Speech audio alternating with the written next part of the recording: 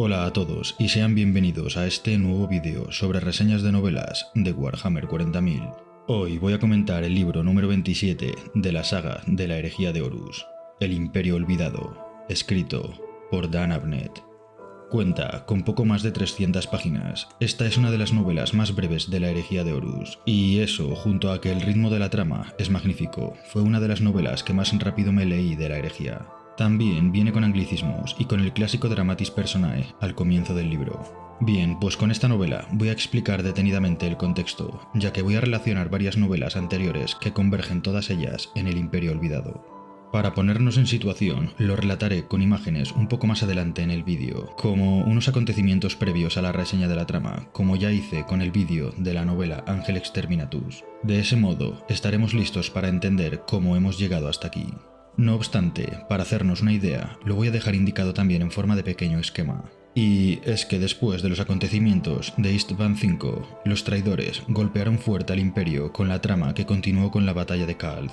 Un plan bien elaborado de los herejes que tenía intención de crear una barrera disforme a la que llamarían Tormenta de Ruina, que aislaría por completo el reino de Ultramar y sus 500 mundos. La Tormenta de Ruina es algo muy parecido a lo que sucedió en el Milenio 42, con la creación del Cicatrix Maledictum, que dividió la galaxia en dos, dejando incomunicada a la mitad norte del Imperio. En la Guerra de la Herejía sucedió lo mismo a una escala un poco más pequeña, dejando incomunicado en este caso al Imperio de Ultramar. Y de ese modo, Roboute Guilliman y todos los ultramarines se quedaron totalmente aislados e incomunicados del resto del Imperio. Mientras todo eso sucedía, veremos algunos acontecimientos simultáneos en las novelas Vulcan Vive, Cygnus Prime y las novelas cortas Armas Salvajes y Rey de Cuervos. Estas novelas relacionarán a los primarcas Vulcan, Sanguinius, Lionel Johnson y Konrad Kurd con Roboute Guilliman y Ultramar, reuniendo en un mismo momento y lugar a 5 poderosos primarcas, cada uno de ellos con sus diferentes anhelos y sus oscuros secretos. Y, como ya he comentado, la cruzada de Thramas, la batalla de Cygnus Prime y la tortura de Vulcan la resumiré brevemente antes de la reseña de la trama, para relacionar mejor a los primarcas con Ultramar. No obstante, como dato, por si a alguien le interesa y quiere leer sobre la cruzada de Thramas, estos acontecimientos los encontraremos en relatos de las novelas de antologías. En mi opinión, deberían haber hecho una novela completa sobre esta trama, ya que a mí me parecieron acontecimientos muy interesantes y muy bien escritos. Y también porque nos introduce a la Legión de los Amos de la Noche y su idiosincrasia en la saga de la herejía de Horus. Pero con esto no quiero hacer mala crítica a las novelas de antologías, ya que no todas están del todo mal, y muchas de ellas nos ofrecen información y acontecimientos interesantes de otras legiones y personajes importantes. Así que a mí, algunos de estos libros de antologías sí que me han gustado bastante. Por poner algunos ejemplos que ya he mencionado en vídeos anteriores, en el libro de antologías llamado Los Primarcas, la número 20, y Sombras de Traición, la número 22, encontraremos los relatos que narran los acontecimientos previos a la novela Angel Exterminatus, que ya resumí en el vídeo dedicado a ese libro antes de la reseña de la trama. El primer relato de ambas novelas es, en Los Primarcas, el acontecimiento de la posesión de Fulgrim, llamado El Reflejo Agrietado, y en Sombras de Traición es la batalla de Fall, llamado El Puño Carmesí. Y este último libro es bastante recomendable. Sombras de Traición tiene también otros relatos bastante interesantes, como lo son el último relato del libro que nos narra el final de la Cruzada de Thramas, donde los Ángeles Oscuros capturan al primarca Konrad Kurd y su primer capitán, Sevatar. Y también en esta novela encontraremos a Konrad Kurd enfrentándose y derrotando a Rogal Dorn en uno de sus relatos, El Rey Oscuro, escrito por Graham McNeill. Y ya que estamos hablando de Konrad Kurd, si os interesa este primarca, en la novela de antología La Era de la Oscuridad encontraremos el relato de los Amos de la Noche llamado Armas Salvajes, en el que Lionel Johnson se enfrenta en combate singular a Konrad Kurd, atacándolo a traición y aún así perdiendo el combate contra el terrorífico acechante nocturno. Así que, ¿cómo no me va a gustar este primarca si es la reencarnación del caos personificado? Imaginaos por un momento qué habría sucedido si Konrad Kurd hubiera sido uno de los primarcas que ascendieron a Príncipe Demonio. Pero no me enrollo más, simplemente añadir que con todo esto tenemos que reconocer que algunos de estos libros de antologías están bastante bien y tienen relatos muy interesantes que merece la pena leerlos. Volviendo al Imperio Olvidado, Dan Abnett hace un trabajo magnífico con esta novela. La narrativa es muy buena, la construcción de los personajes y las situaciones dramáticas están cubiertas de un aura brutal, creando una ambientación que hará disfrutar al lector en cada una de las situaciones que vivirán los personajes. Y los personajes son del nivel más alto posible, ya que nos juntará a nada menos que a 5 primarcas. Y de hecho, esta novela tiene unas conversaciones muy buenas entre ellos, que sin duda daría para relatar alguna de ellas. Sin embargo, en esta ocasión no voy a hacerlo, ya que al relatar los acontecimientos previos a la novela se quedará un vídeo demasiado largo y además hago una dramatización de alguna de esas conversaciones. Así que me lo reservaré para otra ocasión. Así pues, a nadie le sorprenderá si digo que esta novela a mí me gustó bastante y no puedo dejar de recomendarla.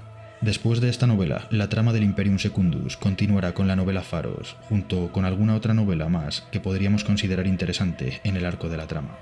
Y dicho todo esto, vamos a pasar a la reseña de la trama, y deciros que en este vídeo apenas voy a revelar ningún secreto o spoiler, únicamente comentaré los acontecimientos previos de cómo hemos llegado ahí, y también unas cuantas curiosidades sobre lo que nos vamos a encontrar, enfocándome sobre todo en Konrad Curth y la tensa situación por la que está pasando Roboute Guilliman y el Imperium Secundus, ya que la novela viene cargada de intriga, con momentos muy emotivos y dramáticos, y no quiero romper ese aura de misterio.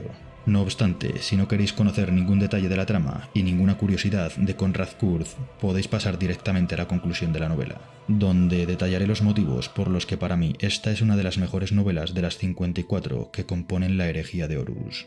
Vamos con ello.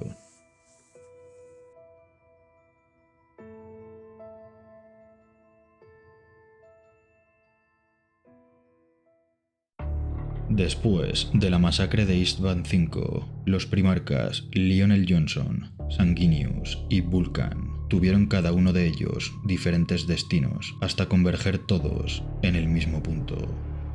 Vulcan fue asesinado junto a su hermano Ferrus Manus en la Batalla de la Traición, siendo destruido por los cañones de guerra de la Legión de Perturabo. Sin embargo, Vulcan es un perpetuo, no puede morir, y el acechante nocturno Konrad Curth apresó y transportó a su nave insignia al primarca de los Salamandras para ejecutar sobre él una ingente cantidad de torturas físicas y psicológicas, que destruyó por completo la psique de Vulcan, sumiéndolo en una locura irreversible. Pero este, durante una de sus infinitas torturas, logra hacerse con su martillo de guerra, que porta en su interior un artefacto de teletransporte, que consigue activar para de ese modo huir del infierno que su hermano Konrad Curth estaba ejerciendo sobre él, con la suerte o la desgracia de que el destino lo teletransportó en la órbita del planeta Macragge, capital de ultramar, precipitándose como si de un meteorito se tratase a la superficie del planeta de su hermano. Konrad Curth, después de la masacre de Istvan V, no solo decidió torturar a su hermano Vulcan. Horus Lupercal lo había enviado a cumplir una misión: causar el terror en los planetas leales al Imperio, en el Segmentum Ultima, una cruzada del terror que se conocería para la posteridad como la Cruzada de Thramas. Sin embargo, la Primera Legión, los Ángeles Oscuros, liderados por el primarca Lionel Johnson, se enfrentarían en numerosas ocasiones a la flota de la Legión de los Amos de la Noche, hasta que finalmente consiguieron derrotarlos de forma aplastante. No sin antes regalarnos momentos épicos, como lo fue la famosa reunión que tuvieron ambos hermanos en la superficie de un planeta muerto. En esta reunión, Lionel Johnson atacó a traición en mitad de la reunión a su hermano Konrad, atravesándole el abdomen con su imponente mandoble, tratando de ese modo cortar la cabeza de la serpiente. Sin embargo, Konrad Curth es sin duda uno de los primarcas más poderosos y consiguió derrotar a Lionel Johnson aun estando herido por el ataque deshonroso que recibió a traición, perdiendo el León no solo el combate, sino también a uno de sus más importantes capitanes a manos del mortífero Iago Sebatarion. Aun con todas esas derrotas, los Ángeles Oscuros, con sus artes arcanas, lograron emboscar a la flota de los Amos de la Noche, destruyéndola casi por completo, consiguiendo incluso capturar en la última gran batalla al primarca Konrad Curth y su primer capitán, Sevatar.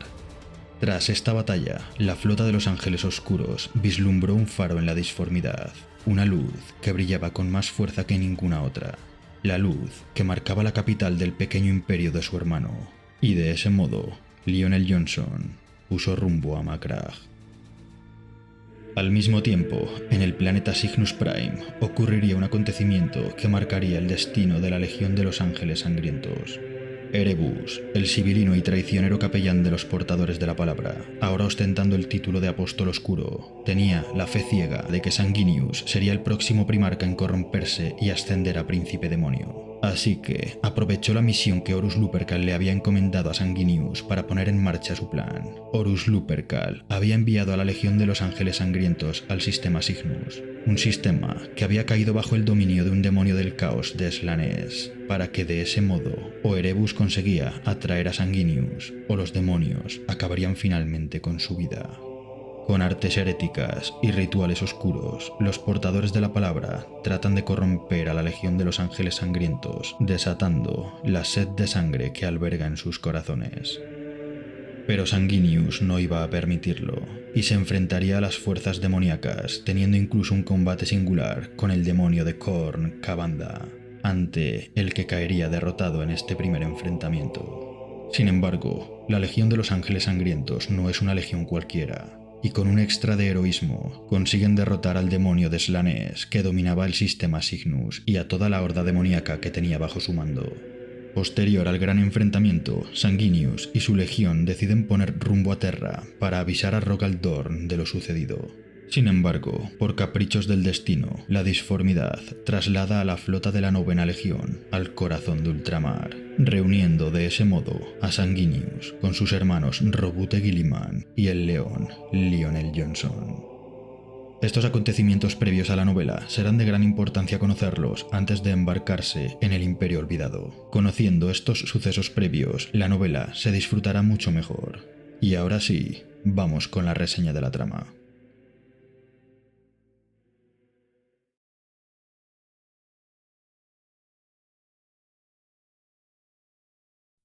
En este vídeo voy a hablar de la novela El Imperio Olvidado, escrita por Dan Abnett.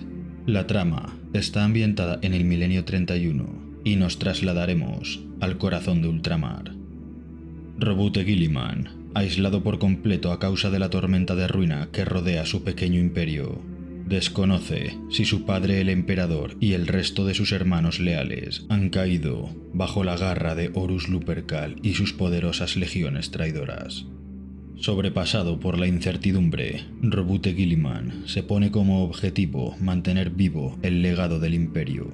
Si Terra ha caído, el imperio debe sobrevivir y el primarca de los ultramarines comienza a forjar el último bastión de resistencia contra los traidores, el último hogar para la humanidad, manteniendo el sueño del emperador en los 500 mundos de ultramar.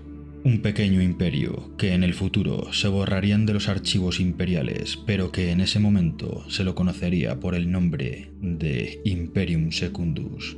Y todo imperio debe tener un emperador. Robute Guilliman, presionado por su corte, debe decidir nombrarse al menos regente del Imperium Secundus, algo que rechaza por completo. La arrogancia de crear un segundo imperio y proclamarse a sí mismo como emperador no se diferencia en mucho a la herejía que Horus Lupercal había perpetrado contra su padre. Pero el destino sonreiría a Robute Guilliman en esta ocasión, y una inmensa flota de combate se materializa procedente de la disformidad en la órbita de Macragge, trayendo consigo a alguien que podría perfectamente ocupar el puesto de regente sin parecer un traidor arrogante. El primarca de la Primera Legión, el león Lionel Johnson. Pero los ángeles oscuros traerían consigo no solo al primarca de la Primera Legión, sino algo mucho más peligroso y terrorífico.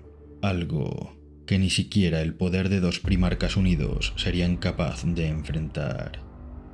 La flota de combate del león traería consigo la muerte en la oscuridad. La novela tendrá como protagonistas a los primarcas Lionel Johnson y Robute Guilliman, junto a un elenco de personajes importantes bastante numeroso, repartido cada uno de ellos entre la corte de los ultramarines, entre los supervivientes de otras legiones y entre personajes de novelas anteriores, destacando entre otros al primarca Vulcan y al acechante nocturno Konrad Kurth. Vulcan aparecerá en esta novela justo como terminó la novela anterior, Vulcan vive, continuando con su trama, mostrándonos a un Vulcan demente y enloquecido, a causa de las terribles torturas que perpetró contra él su hermano Konrad Kurd. Y por otro lado tendremos a este último, el acechante nocturno, que sin duda es el que más se luce en la novela, mostrándonos en su máximo esplendor su personalidad y sus magníficas habilidades. Su forma de combatir es sin duda de las mejores de entre todos los primarcas, no solo por ser un primarca y su evidente poder aumentado, sino porque Konrad Kurd es capaz de ver el futuro, y no solo a largo plazo, siendo capaz de visualizar su muerte y la de los que le rodean, sino que se adelanta a las acciones del enemigo durante el propio combate, dándole una ventaja increíble sobre sus rivales. Aunque bueno, no siempre le funciona, como pudimos comprobar en la cruzada de Thramas, cuando Lionel Johnson le atacó a traición con su mandoble. O quizás sí lo vio, y se dejó atacar conociendo el resultado final del combate después de esa acción. En cualquier caso, Konrad Kurd es un primarca muy peligroso. En mi ranking de primarcas es uno de los más fuertes, y en esta novela le podremos ver enfrentándose en solitario a Leon y a Guilliman juntos. También a un Vulcan enloquecido, y por si fuera poco, también a un terrible demonio del caos en la propia disformidad. Sin embargo, también considero a Lionel Johnson uno de los primarcas más fuertes. El león lo sabe, y el resto de sus hermanos lo saben. Muchas veces no es necesario que se enfrenten primarcas para hacernos una idea de su poder. Encontraremos muchas actitudes entre los primarcas en referencia a sus hermanos, con las que podemos interpretar el poder real, sin las fanfarronadas típicas de cada uno de ellos. Actitudes y gestos reales que nos pueden dar detalles de su poder, ya que muchos enfrentamientos estarán condicionados por ayudas externas que podrían inclinar la balanza hacia un lado o a otro de forma injusta. Y eso es algo en lo que yo me fijo bastante. Pero no me enrollo más con el poder de los primarcas, simplemente indicar que esta es una de las mejores novelas para disfrutar y conocer mejor a algunos de ellos, sus personalidades y sus habilidades en combate. No obstante, debéis disculparme si hablo demasiado de algunos primarcas. Dada mi afinidad, puede que hable más de alguno de ellos, y me puede pasar con Konrad Kurd, con Roboute de Guilliman, con Magnus el Rojo o Fulgrim, entre otros, ya que son algunos de los primarcas que más me gustan y disfruto bastante hablando de ellos. Sin embargo, como buen amante de las curiosidades y los detalles, no puedo dejar de comentar algunas de ellas en cada vídeo que hago. Continuando con la trama de la novela, y sin hacer spoiler de ella, no encontraremos grandes batallas, más allá del caos y la masacre que provocará el acechante nocturno. La novela estará basada sobre todo en una trama política de toma de decisiones entre Roboute de Guilliman y Lionel Johnson, debatiendo el futuro del Imperium Secundus, tratando de ocultar cada uno de ellos sus propios secretos al otro, algo que en mi opinión le da un toque de intriga magnífico a la novela. Por otro lado, tendremos el Monte Pharos, el causante de la famosa luz que marcará el camino a Macragge, y fue capaz de reunir a todos aquellos restos de legiones perdidas, gracias a la tecnología arcaica que se encuentra en el planeta Sota, un planeta perteneciente a Ultramar que esconde secretos arcanos con tecnología Xenos, de mucho antes del Imperio de la Humanidad. Y que será muy importante para la trama del Imperium Secundus, siendo muy protagonistas un poco más adelante en otras novelas, continuando con la trama del Imperium Secundus. E incluso el planeta Sota será protagonista también en el futuro, en el milenio 41 y 42, con invasiones tiránidas y la importantísima Piedra Negra. Y tenemos bastantes más personajes y tramas secundarias que, en mi opinión, es mejor descubrir durante la lectura. Antes de pasar a la conclusión de la novela, comentaré una curiosidad, o bueno, dos, y es que más o menos a estas alturas tenemos situados a la mayoría de primarcas y legiones, con algunas excepciones, así que aprovechando que en esta novela tenemos al acechante nocturno como claro protagonista, comentaré una curiosidad sobre la personalidad y los pensamientos del primarca Konrad Kurd y su legión. Ya lo veníamos viendo en las novelas anteriores, pero en esta novela nos indica algún detalle más al respecto, y es sobre la lealtad del primarca Konrad Kurd. Este se unió a la traición de Horus porque su modo de hacer justicia no se ajustaba a los dogmas imperiales, siendo repudiado y rechazado por sus hermanos, sobre todo después de la destrucción de Nostramo. Sin embargo, Konrad Kurd y su legión no es leal a Horus, ni al emperador, ni a los dioses del caos. Detesta a todos y cada uno de ellos por igual, Y esto, con el paso de la herejía, será algo muy palpable, lo que nos deja claro que la Octava Legión lo único que quiere es ver la galaxia arder. Así que tendremos durante la herejía de Horus a un primarca causando literalmente el terror allá por donde pasa sin discriminación alguna, y podremos disfrutar de ello en esta novela y en novelas más adelante. Y la otra curiosidad me gustó bastante, y es que al final de la novela, Sanguinius y Robot Guilliman mantienen una conversación, observando en las profundidades del palacio un sarcófago, una cámara de estasis con un cuerpo en su interior, en la que Sanguinius le dice a su hermano que esta es una visión penosa, que este es un destino muy triste, el estar confinado en un ataúd, aquí, en las frías celdas de su fortaleza, encerrado para toda la eternidad. A lo que Robot Guilliman le contestó que este no es un destino que desearía para mí. Una buena referencia a los 10 milenios que pasaría Robot Guilliman dentro de un ataúd de estasis, confinado en las profundidades de su fortaleza hasta que finalmente fuera reanimado en la era Indomitus. Y ahora sí, vamos a pasar a comentar la conclusión de la novela, y como no encuentro puntos negativos, voy a comentar directamente los motivos por los que la considero una de las mejores novelas de la herejía de Horus, y a su vez imprescindible para cualquier fan de la herejía y de Warhammer 40.000. Empezaré remarcando la narrativa. Dan Abnett incita con su forma de escribir a que todos nos leamos esta novela. Diría que esta será su mejor o de sus mejores novelas de la herejía, haciéndonos vivir momentos de tensión y de terror de forma magistral. En cuanto al lore, ya simplemente por tener a 5 primarcas juntos, con dilatados diálogos y situaciones de acción, para mí es una novela muy importante en ese aspecto. Y también por el significado del Imperium Secundus para los acontecimientos de la herejía de Horus, que yo sí que lo considero importante, situándonos de forma clara a 5 primarcas en un punto geográfico de la galaxia mientras la herejía de Horus avanza y que en novelas más adelante cada uno de ellos moverán ficha. Lo cual es interesante saber lo que sucede en esta novela para entender mejor los acontecimientos futuros. Por todo ello, y por buena novela individual, que para mí lo es, con un ritmo que no para, carente totalmente de momentos de relleno o lectura densa, y con una descripción de los combates asombrosa, la considero una de las mejores novelas de la herejía, y para mí es imprescindible para todo fan de Warhammer 40.000 que quiera disfrutar y entender el trasfondo de la herejía de Horus.